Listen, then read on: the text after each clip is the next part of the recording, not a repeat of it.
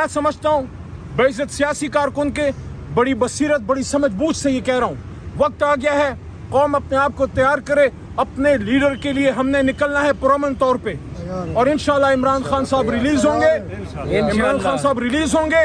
ईद उल अजहा से पहले हमें बड़ी खुशखबरी मिलेगी, इमरान खान साहब बाहर आएंगे। इस केस में कुछ भी नहीं है, कुछ नहीं है।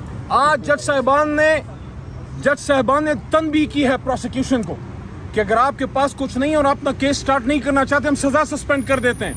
पिछली हियरिंग में ईद से पहले ये बात की थी कि हाथी तो निकल गया, अब सिर्फ दुम रह गई है। जो इस मलंग के मुंह से अल्लाह ने बात निकलवाई थी 9 अप्रैल की रात कि 2/3 से मेरा लीडर आएगा, अवाम ने वोट दिया है, पार्लियामान में आना बाकी है। इंशाल्लाह जल्द इमरान खान साहब वजीर आजम पाकिस्तान होंगे। इस वक्त हम इस्लामाबाद हाई कोर्ट के बाहर खड़े, कौम के लीडर उम्मत के लीडर पे केस चल रहा है। केस क्या चल रहा है? केस ये चल रहा है कि उसने इस सदी के सबसे बड़े शैतान के सामने सीना तान के कमर ठोक के खड़े होके क्यों उसने मुल्क के दिफा की बात की, उसने कौम को एतमाद में क्यों लिया।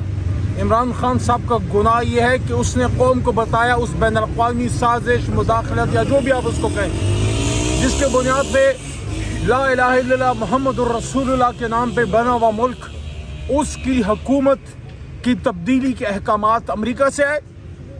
सन 47 में मुल्क आज़ाद हो चुका था। इस मुल्क की आज़ादी के लिए बेशुमार शहीद हैं, वर्दी में बगैर वर्दी के अंधेरी रातों में जो अपनी अपनी अपनी तन मन धन की बाजी लगाते हैं, जिसकी वजह से पाकिस्तान महफूज है। इसकी बुनियादों में शहीदों का खून है। मेजर अजीज भट्टी जब शहीद हुआ, या राशिद मिन्हाज जब शहीद हुआ, या जब हमारा कर्नल शेर खान शहीद हुआ, इसलिए शहीद नहीं हुआ था कि जिस उसूल पे उन्होंने शहादत दी कि पाकिस्तान की सलामती पे कोई कॉम्प्रोमाइज़ नहीं, कल को उसी मुल्क का वजीर आज़म उसी उसूल पे उसको सजा दी जाएगी, उसको जेल में डाला जाएगा। इमरान खान साहब ने कोई गुनाह नहीं किया, उन्होंने कोई जुर्म नहीं किया, उन्होंने वो किया जो उनको करना था। मुल्क के वजीर आज़म का इस्तेकाक है, वो फैसला करेगा।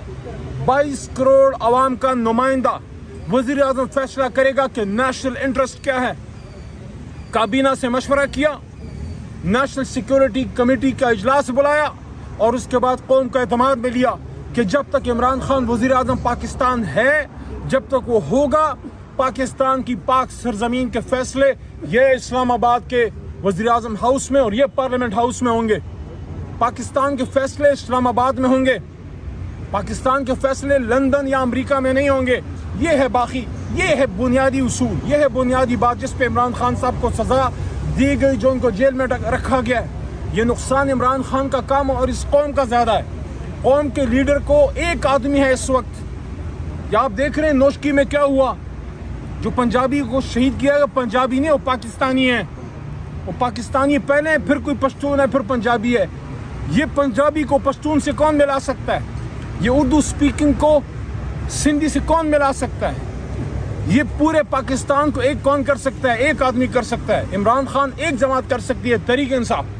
तहरीक इंसाफ ने साबित किया है, पश्तूनख्वा अगर उसका गढ़ है। आपने पेशीन में देखा, आपने कराची में देखा, आप लाहौर में देखते हैं, मीनार पाकिस्तान सिर्फ तहरीक इंसाफ भरती है। वो जमात जो कौमी जमात है, एक रह गई है। माजी में पीपल्स पार्टी थी, एक लीडर कौम का, उसको इस बात पे सजा दी जा रही है कि उसने कौम की नेशनल इंटरेस्ट में कौम को बताया कि कौम के अंदरूनी मामलात में बाहर से मुदाखलत हो रही है। एक बैरूनी ताकत कह रही है कि मुल्क के वजीर आज़म को आप हटाओ, तो फिर यहाँ पे एक सवाल पैदा होता है।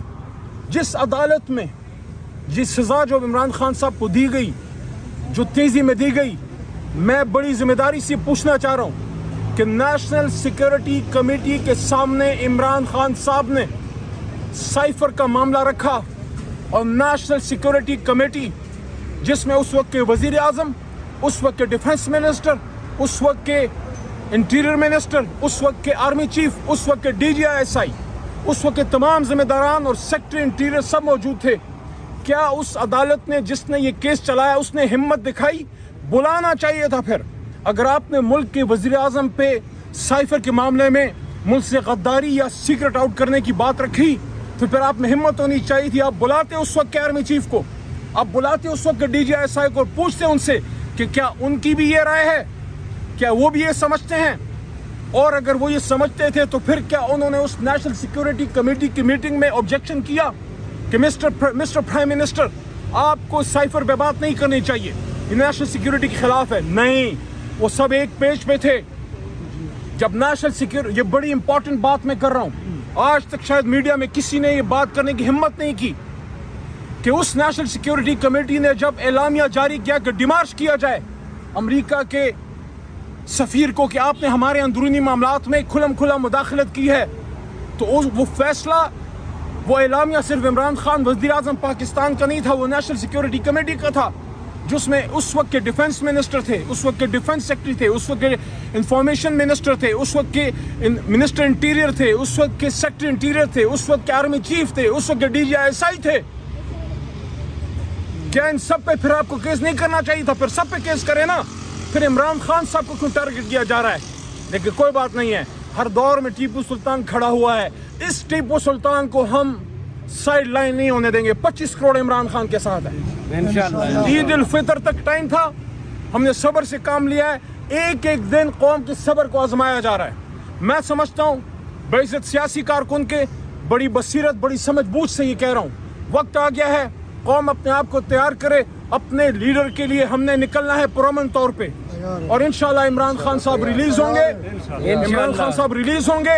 عید الاضحیٰ سے پہلے ہمیں بڑی خوشخبری ملے گی, عمران خان صاحب باہر آئیں گے. اس کیس میں کچھ بھی نہیں ہے, کچھ نہیں ہے. آج جج صاحبان نے تنبیہ کی ہے پروسیکیوشن کو کہ اگر آپ کے پاس کچھ نہیں ہے اور اپنا کیس سٹارٹ نہیں کرنا چاہتے, ہم سزا سسپینڈ کر دیتے ہیں. پچھلی ہیئرنگ میں عید سے پہلے یہ بات کی تھی کہ ہاتھی تو نکل گئے, اب صرف دم رہ گئی ہے. کیس میں کچھ نہیں ہے, آپ کا توشہ خانہ فارغ ہو چکا ہے.